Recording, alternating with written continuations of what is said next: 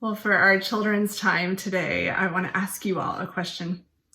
Have you ever tried to hide something away so that no one would see it? When I was a kid, I did not like eating my peas. And I remember when I was 6 or 7 years old, living in Ohio, my parents had a rule that we couldn't leave the table until we had cleaned our plate. But guess what was on my plate? Peas. So what did I do? I'm not going to eat them, right?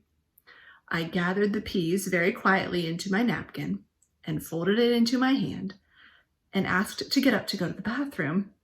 And then I dumped the peas in the heat register in our bathroom. And then I threw the paper towel out, the napkin, and went back to my seat, and I got excused from dinner. I was so proud of my little 6 or 7-year-old self. Now, what we're talking about today is a little different than that. But we're talking about sowing seeds and planting seeds.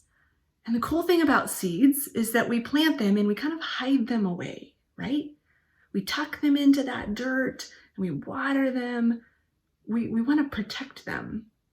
Now, I was hiding away peas so that I didn't have to eat them and I wouldn't get in trouble. With seeds, we hide them away so that we can protect them.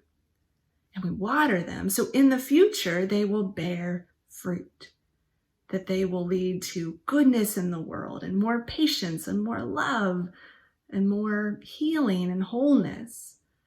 And so today and this week, I invite you, friends, as you are out and about around town or maybe in your backyard or maybe even on a plant in your house, to notice where there's some dirt, to imagine what seed could be growing in there. Or maybe even there's a way that you could plant some seeds in your yard or even in a flower pot or a flower box or a garden. What are the ways that you might nurture and protect the seeds in your life? And sometimes when we say seeds, we don't even mean literal seeds. We mean things like love. So friends, how might you kind of express more love in the world this week? And maybe people notice, maybe they don't, but you know what you were doing for God.